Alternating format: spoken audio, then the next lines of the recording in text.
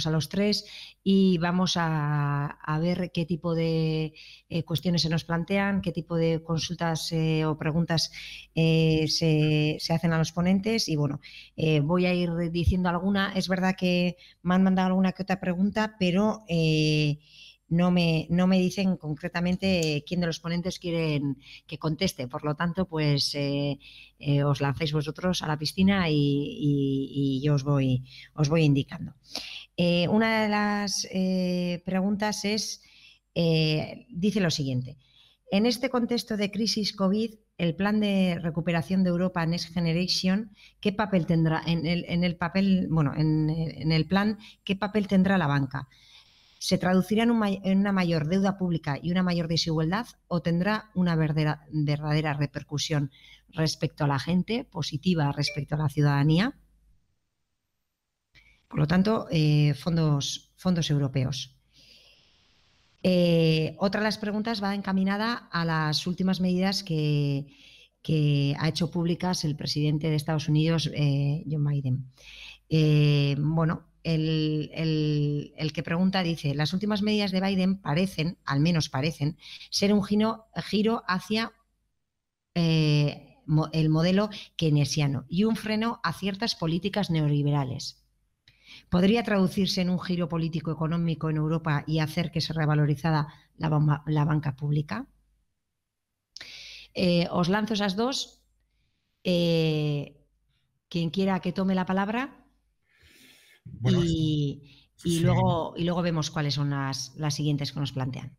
Sí, Yanires, si me dejas decir algo sobre los fondos europeos, ¿no? Vai, aurrera, adelante. Bueno, a ver, yo creo que es importante destacar en este momento sobre este tema la extraordinaria confusión que se está generando sobre la propia finalidad de los fondos europeos, ¿no? Porque en teoría eran fondos que son fondos que se han creado para hacer frente a la crisis COVID, que se suponía que es una crisis en principio coyuntural, ¿no? Ya sabíamos desde el principio que podía suceder que esa crisis coyuntural, derivado por un shock, lo que sea un shock exógeno al sistema, que es un virus en este caso, digamos, que esa crisis coyuntural podría de alguna forma hacer estallar la crisis estructural por los riesgos que ya existen acumulados en el sistema. Pero en principio se suponía que el objetivo de este fondo era hacer frente a esa crisis coyuntural. Sin embargo, claro, lo que no se entiende primero es el retraso, es decir, que esos fondos se estén gestionando con tanto retraso para hacer frente a una crisis coyuntural que estalla el año pasado. Segundo, ¿a qué se dirigen? Porque claro, si el que esto se dirija hacia proyectos empresariales fundamentalmente, cuando la repercusión de esos proyectos empresariales, si es que acaban beneficiando a la sociedad, le beneficiarán en todo caso a medio o largo plazo, cuando el problema que se ha generado es al final el gasto, fundamentalmente de gasto público inmediato y de gasto privado inmediato para hacer frente a una crisis coyuntural. No se entiende que se planteen recursos que van a llegar van a beneficiar a la sociedad o a los recursos públicos a largo plazo. Y por otro lado, esa contradicción se plantea también en las medidas que se plantean a los países. Si estamos hablando de una crisis coyuntural, ¿cómo se entiende que en las plataformas que se están presentando desde España solo se estén planteando medidas de largo plazo? No se está diciendo, para hacer frente a la crisis COVID, el año pasado hice esto y este año voy a hacer lo otro. No, están diciendo, de aquí a 5 años voy a hacer esto, de aquí a 4 años voy a empezar a tomar medidas.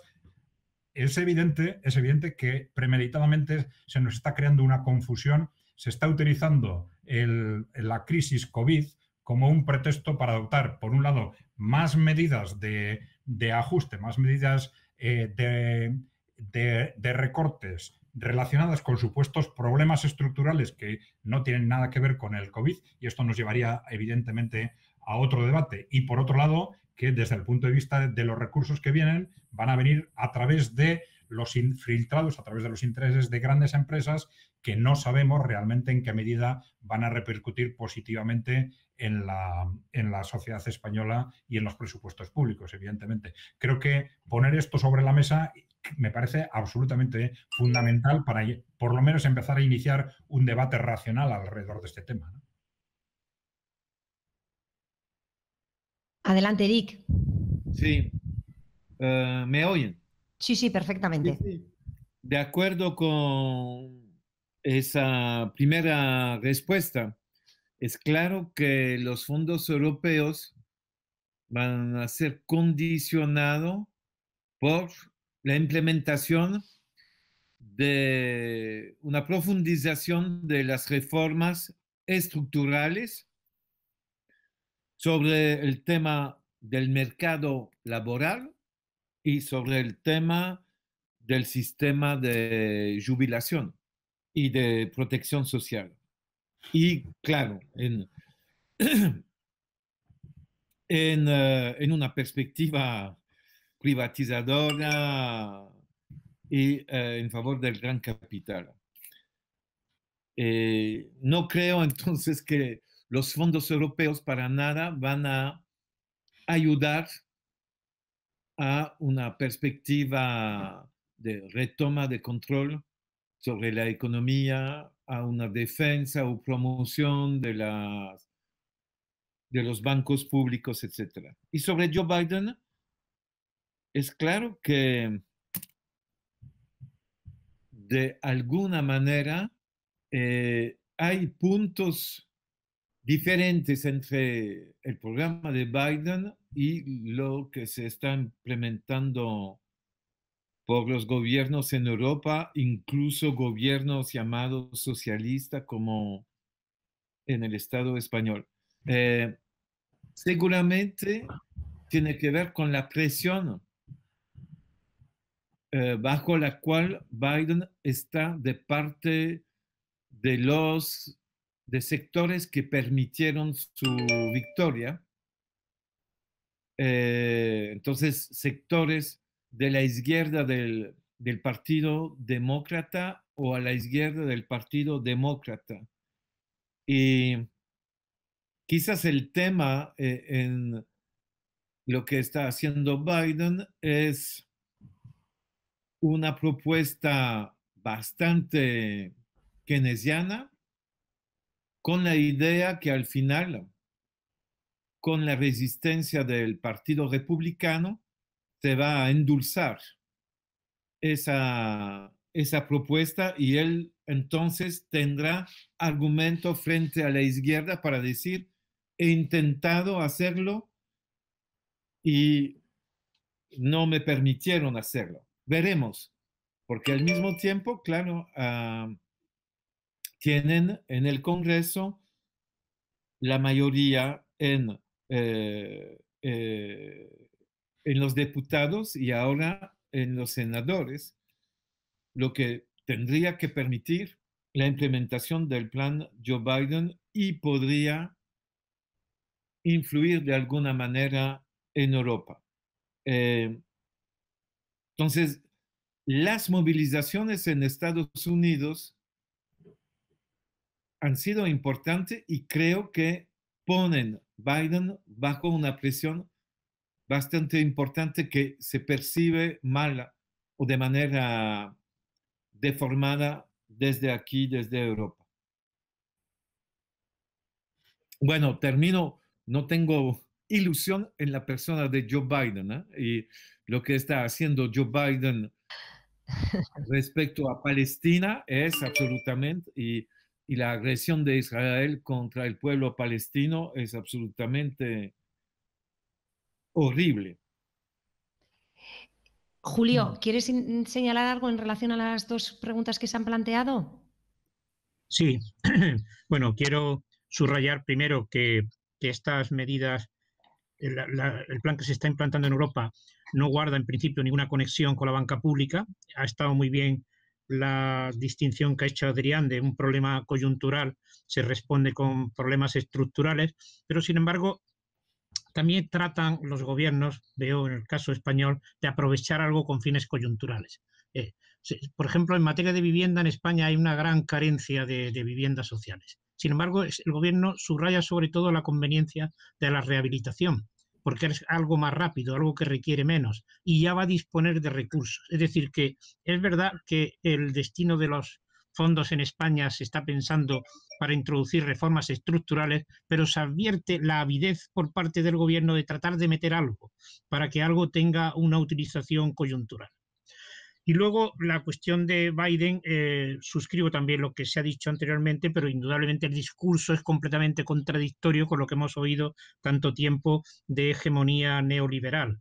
Y en este momento ya empiezan a advertirse algunos problemas, como es que la mayoría de Biden no es suficiente como para sacar todo lo que él quiere sacar y que ya rápidamente se está magnificando la incidencia de los precios para que la subida de precios, la aparición de la inflación, se utiliza como pretexto para dar marcha atrás en estas medidas. Es cierto que Estados Unidos puede darse lujos que no puede darse Europa, puede darse lujos de unos déficits que no pueden practicarse en Europa, donde vamos a estar bastante cohibidos como consecuencia de la enorme deuda pública que se ha creado. Se ha publicado recientemente que en España la deuda pública es del 125%, en un país donde prácticamente ahora se ha puesto de moda criticar cualquier subida de impuestos. Y si no hay subida de impuestos, no hay manera de financiar en el futuro los planes previstos. En conjunto, creo que ha dado un poco de esperanzas Biden. No parece un personaje del cual que va a esperar mucho, pero bueno, a lo mejor muchas veces, como se dice, los niños y los viejos dicen la verdad, pues a lo mejor Biden puede tener más incidencia de la que se piensa. Es cierto que su actuación en materia palestina está siendo muy negativa, pero en conjunto todavía cabe esperar que de esta política económica salgan mensajes y discursos que se den de bruces con el discurso neoliberal. Sorprende también que Biden esté siendo objeto de una oposición tan fuerte por parte de dos economistas más bien en una onda más socialdemócrata, como es Summer y como es también este economista francés, que ha sido Chief Economist del Fondo Monetario Internacional.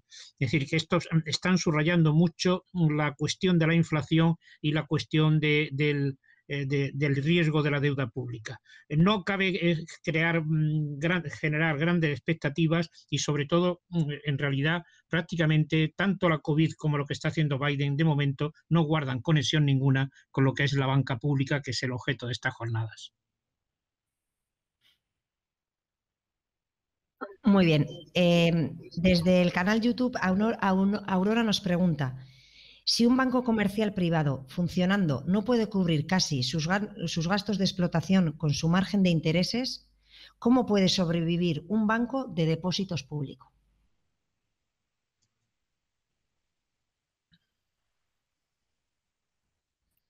¿Se ha entendido? Sí, yo lo he entendido. ¿Opiniones? ¿Respuestas? Sí, Julio, tú conoces esto perfectamente, pero no sé muy bien por qué debería de un banco público tener más dificultades que un banco privado para sobrevivir con determinados márgenes. Al contrario, es decir, si un banco público, si por necesidades de interés social o público, pues interesa mantener un determinado banco con un margen distinto del de mercado, eso se puede hacer en un banco público, cosa que en un banco privado no. No veo muy bien, igual Julio, por ejemplo, lo conoce, tiene alguna otra perspectiva sobre esto, pero no muy bien cuál es el problema con respecto a la banca pública en este caso. Julio. Bueno, a mí lo que se me ocurre es que un banco público no estaría obligado a pagar dividendos. Por tanto, no tendría que estar exagerando los beneficios muchas veces sin hacer provisiones, porque prácticamente en toda la banca privada en este momento hay una presión constante sobre las autoridades para que limiten el reparto de dividendos. Desde luego, en una banca pública no habría ninguna prisa, pero indudablemente la banca pública tiene que actuar con rigor, tiene que estar atenta a sus resultados. Decir banca pública no es decir una banca que regale ni que tire el dinero, pero es posible que una banca pública en este momento, en unas condiciones equivalentes a las que están en este momento los bancos comerciales privados, podría incluso tener ventajas respecto de la banca privada, puesto que no existiría esta presión constante y continua de forzar resultados excesivos, incluso con cargo a reservas para pagar dividendos, que en este momento es una gran lacra que tienen los bancos comerciales en este mundo. Lo de los grandes salarios, por supuesto, no existiría, pero esto pesa poco sobre el resultado. Lo importante, sobre todo, sería que esta banca pública de depósitos, indudablemente sería un gran antídoto contra la exclusión bancaria que se está viendo venir, que se va a hacer más fuerte en España en los próximos años. Eric.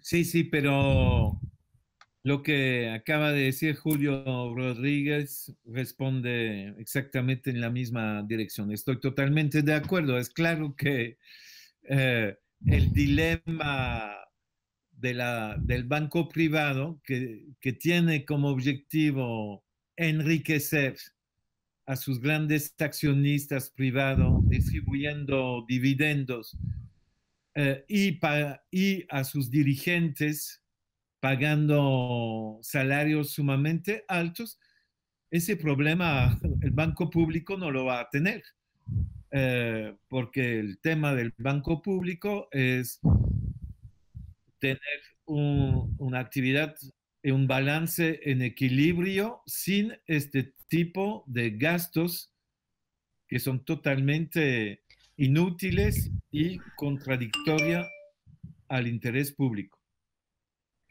Perfecto. Julio, me hacen una pregunta para ti. ¿Cuál sería el camino más factible en la situación actual para recuperar la banca pública en el Estado español? ¿Y qué instituciones y herramientas se pueden aprovechar para ello?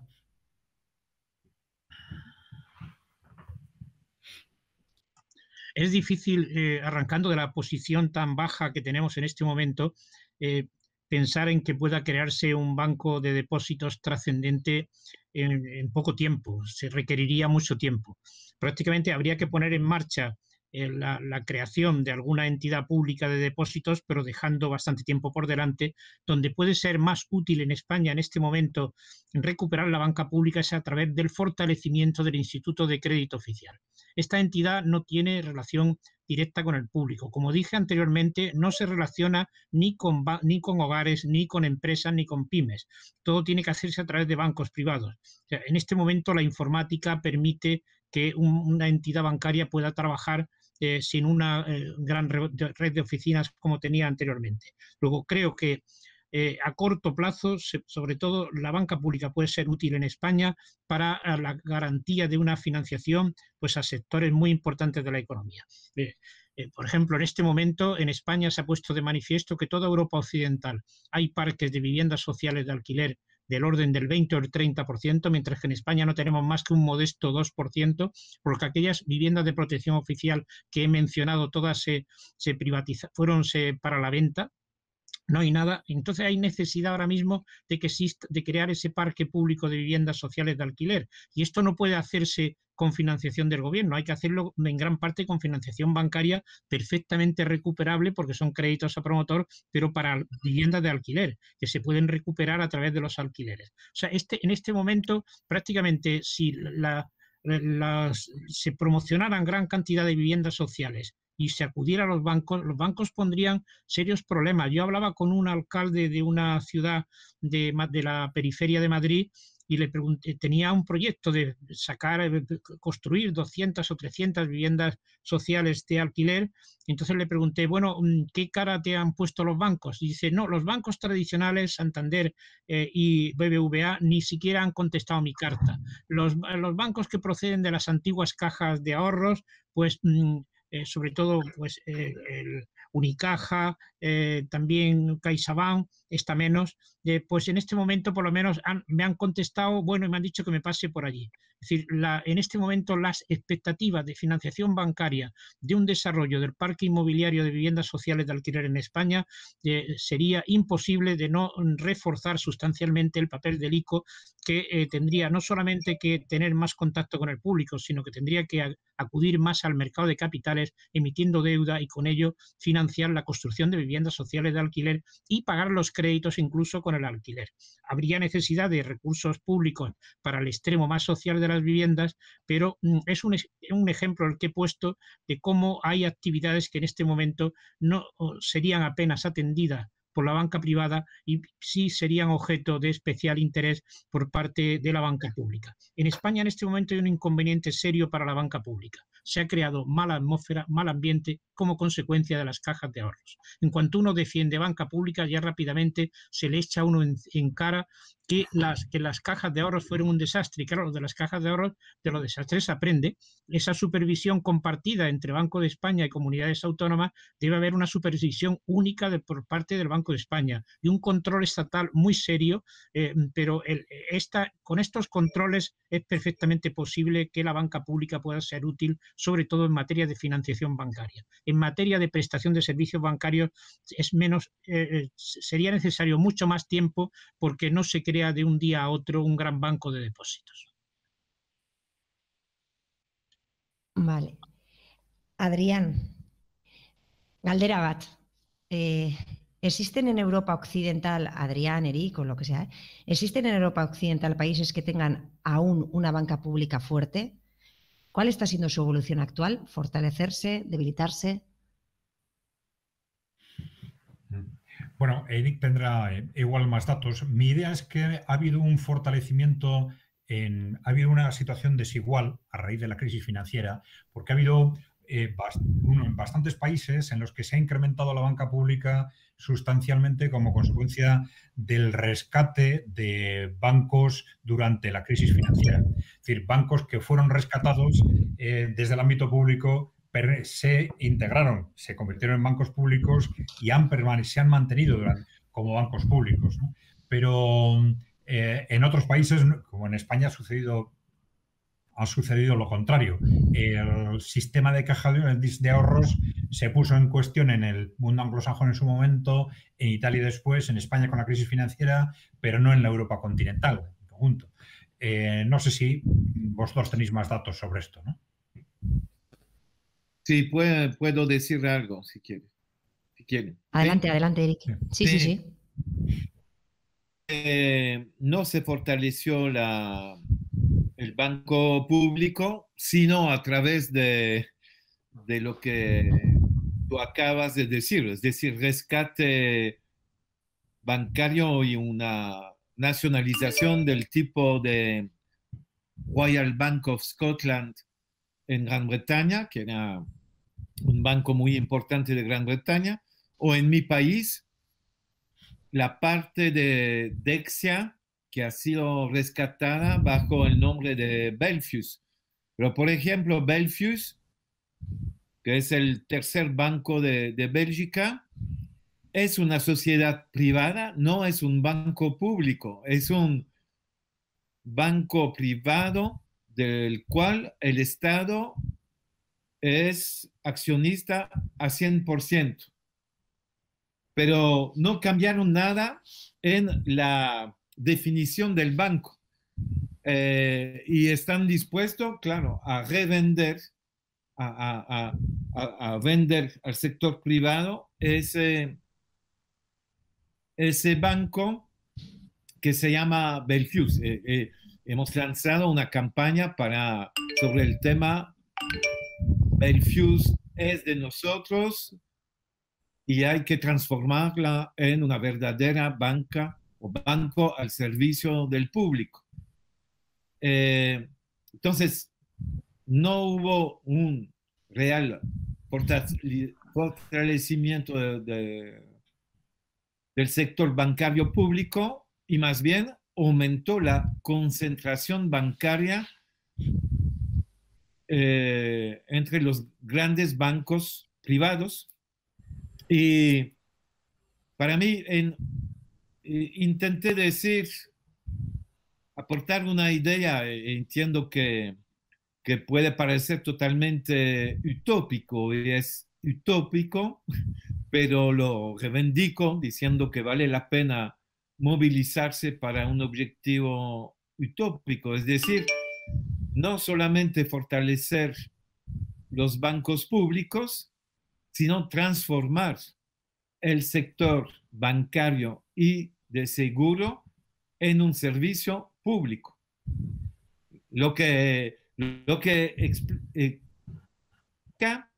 no poner en competencia públicos con bancos privados. Es decir, suprimir los bancos privados. Es decir, señores capitalistas fuera del sector bancario. Verdaderas cooperativas, sí, pero capitalistas, no. Y de la misión del servicio público bancario y de seguros totalmente diferentes. Es decir, no solamente una definición en términos de protección del ahorrista, etcétera, sino una definición en positivo de un servicio público. Digo esto porque entiendo lo que acaba de decir el colega, diciendo es complicado constituir un nuevo banco público agregando más y más ahorros. Estoy de acuerdo. Por eso una solución más radical, que es decir, expropiación del sector bancario capitalista, garantizando todos los ahorros, garantizando los pequeños accionistas, sus acciones de pequeños accionistas son garantizadas y son compensados, pero los grandes pierden todo. La señora Botín y los demás grandes accionistas se quedan con otra parte de su patrimonio y pasa al sector público el patrimonio del banco. Pero claro, eso implica, yo diría, sí, un proceso revolucionario de cambio absolutamente fundamental. Entonces, yo diría, por supuesto, de manera mínima, estoy totalmente en favor de fortalecer bancos públicos, pero estoy en favor de ir más allá de esto. Julio, no sé si quieres añadir algo al respecto. Perdón. ¿Quieres añadir algo al respecto? O... Sí, bueno, podría decir que en el Reino Unido todavía siguen subsistiendo las Building Societies. Estas son cooperativas de crédito muy ligadas al sector de la construcción y compra de viviendas y no han desaparecido. Y son entidades a las cuales la gente acude con frecuencia para obtener financiación para la compra de una vivienda. Y luego, la última vez que estuve en Bilbao, hace ya bastante tiempo, pues había muchas oficinas de la Caja Laboral. Es decir, me agradaba encontrar que junto a tanta oficina bancaria y de la Cucha, pues estaba la Caja Laboral. O sea, esto es muy positivo, que las cooperativas de crédito que existen en España todavía,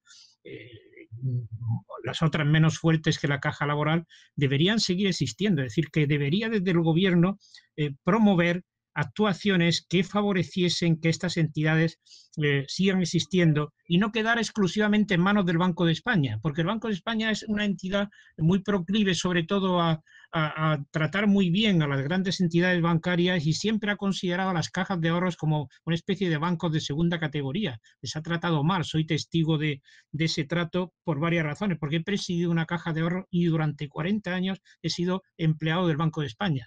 Y entonces, pues notaba yo que aquello era como una especie de caja de segunda. Entonces, el caso de Francia en este momento, todas estas cooperativas de crédito, estas oficinas que hay, hacen menos imprescindible la creación de una banca pública, porque sigue existiendo en Francia, me imagino, la Poste. O sea, la caja postal sigue existiendo y es muy importante. Hace unos años vimos una película en España que se llamaba Bienvenidos al País de los Chus, donde todo transcurría en una oficina de la caja postal y se veía que la gente metía dinero y sacaba dinero. Esto se suprimió aquí cuando en el año 91 se privatizaron todas las oficinas, todas las estafetas de correo.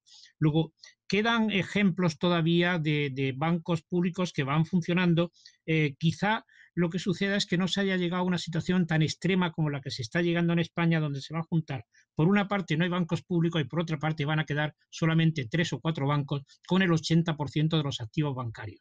Luego, además de reforzar el ICO, habría que propugnar que todos estos bancos de depósitos, todas estas cajas rurales que existen, deban seguir existiendo, y había que introducir que en las actuaciones del Banco de España no solo primara la supervisión de la solvencia bancaria, sino que también favoreciese el que hubiese una mayor competencia dentro del sistema bancario español. Sí, yo olvidé decir, Sí. sí, es muy corto. Sí, En Alemania, el banco público, la banca pública representa 50% del mercado bancario. Sí. Es decir, Alemania, su gobierno es siempre en favor de políticas neoliberales, etcétera, pero la fortaleza de Alemania es también basada en un sector público bancario muy desarrollado. Si ustedes visitan Alemania, en cada municipio verán Sparkasse, que quiere decir caja de ahorro, y son públicas. Es muy contradictorio la visión que da Alemania hacia el exterior y la política que promueve y los elementos de la fortaleza de la economía y de la estabilidad de la economía alemana, que reside en parte en un sector público muy fuerte. Sí, un comentario nada más. Bueno, evidentemente, como que estamos hablando sobre lo que sería bueno que se hiciera o se debería hacer, pero creo que todos somos conscientes de que eso no tiene nada que ver con lo que es previsible, ¿no? Y la realidad es que, aunque desde un punto de vista de la propia lógica de mercado occidental, y ahí tenemos el ejemplo efectivamente de países como Alemania o Francia, donde el peso de la banca cooperativa, cajas de ahorros y tal es altísimo, ¿no? Aunque en un sistema de economía de mercado podría también justificarse, lo cierto es que en nuestro entorno político estamos en un entorno ultraliberal, ¿eh? Ultraliberal, y dentro de ese entorno ultraliberal entro a la izquierda, a la derecha y al centro, porque son etiquetas que se autoaplican estos grupos políticos, pero en la práctica la realidad es que son y aplican políticas neoliberales. Entonces, es casi imposible plantearse un contexto distinto de que esto evolucione en dirección contraria a la que está evolucionando y a la que quieren seguir evolucionando todos los líderes políticos, salvo que un contexto de crisis que llegue a tal nivel o que haga cambiar las fuerzas políticas, que haga surgir nuevas o que permita que las fuerzas políticas actuales, porque no tienen más remedio para adaptarse a una crisis política determinada, pues cambien radicalmente de políticas. Pero yo creo que tenemos que ser conscientes y no generarnos esperanzas de que porque suba una fuerza política u otras de las que conocemos en este momento vaya a cambiar absolutamente nada en esta dirección. Y el ejemplo de este año es muy evidente en este sentido.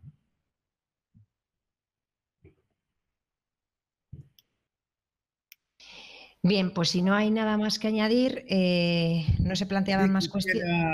Hacer un último comentario. Sí, dale, Eric. Claro, estoy de acuerdo con una parte de esa intervención. Es decir, que en términos de previsión realista, tomando en cuenta las fuerzas políticas dominantes actuales y sus programas y su política real, una perspectiva de cambio fundamental al nivel de la banca en favor de un sector público o de un servicio público es muy limitado, pero el papel de una campaña de sindicatos, de organizaciones sociales, es también de convencer la opinión pública. No podemos limitarnos a propuestas que son de la real política. actual. Hay que defender opciones que están a la altura de los desafíos de la situación real a la cual se enfrenta la sociedad. Por eso creo que vale la pena no solamente hablar de fortalecer la banca pública, sino de hablar de socialización de todo el sector bancario y de seguros, y de convencer más y más gente de la importancia de esto. Sí. Un pequeño comentario, Yanire. ¿Sí? 2 minutos. Vale. No, rápidamente, yéndome a un contexto ya muy de hipótesis, ¿no?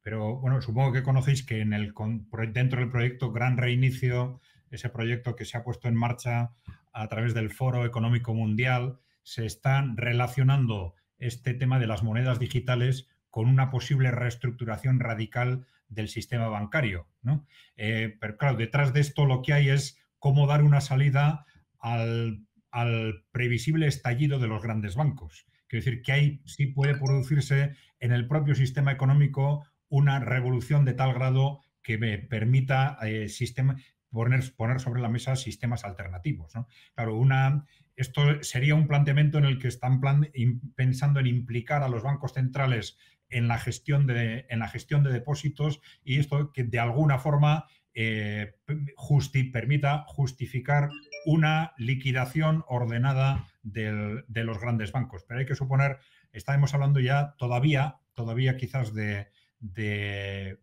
política ficción o de economía ficción, pero claro, teniendo en cuenta cuál es la situación y que el propio Foro Económico Mundial lo esté poniendo encima de la mesa, no es descartable que un proceso de esos se desencadene a medio plazo.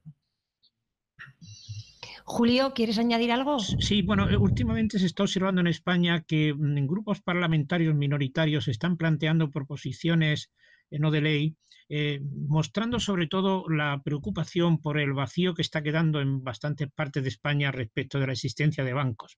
Y por otra parte, hace unos días discutiendo sobre hablando sobre política de vivienda, decía, bueno, ¿pero quién va a financiar? Decía yo, ¿tendrá el ICO que financiar estas promociones que se hagan ahora por los ayuntamientos? Alguien me dijo que en Cataluña el Instituto Catalán de Finanzas está ya haciendo financiaciones de este tipo. Es decir, podríamos asistir en España a que a niveles autonómicos, y esto sobre todo yo les pediría el máximo rigor para impedir que vuelva a reproducirse lo de las cajas de ahorros, puedan crearse bancos que por lo menos actúen como bancos de emisiones, financiándose mediante emisiones de títulos y haciendo financiación.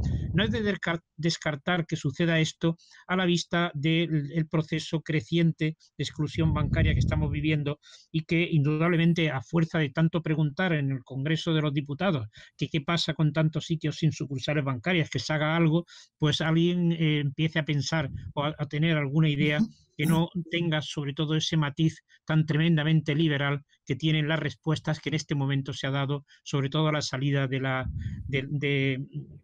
desaparición del último banco público. Sobre todo ha llamado la atención que justamente quien ha vendido hace pocos días el banco público Bankia, se lo ha vendido a CaixaBank, que estos mismos a estos días se estén denunciando los elevados salarios y los intensos despidos de personal. O sea, quien tenía en su mano haber impedido esto, poniendo condiciones a la hora de vender Bankia, sean precisamente quienes ahora mismo se olviden de su papel anterior. Bien, están que se lamenten, pero yo no descarto que pueda haber algún cambio, pero si es posible, yo creo que vendrá más de la mano de creación de entidades financieras ligadas a los gobiernos autónomos.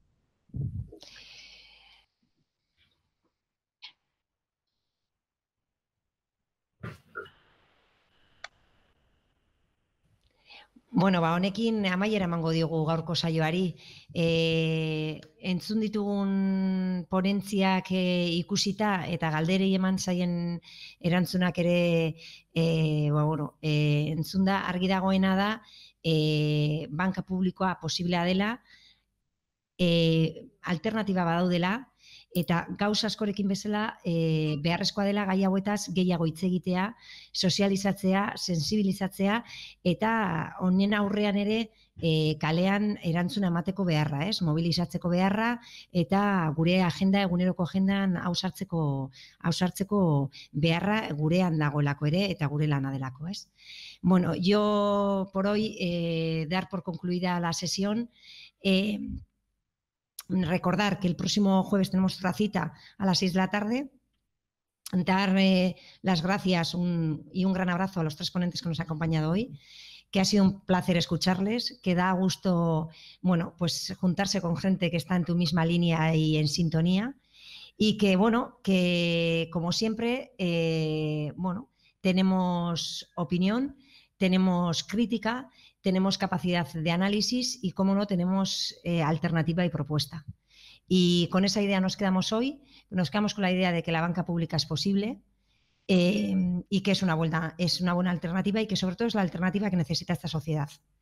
Eta horrekin, gaurkoz, nire aldetik eskerrak emon ere saioan parte hartu duzuen guztioi, eta gogoratu berriro ere, elkar ikusiko dutugula datorren astean, arratsaldeko 6etan, beste 3 islari batzuekin, eta hemengo Euskal Herrian eman diren adibidez berdinei erreparatuko diegula.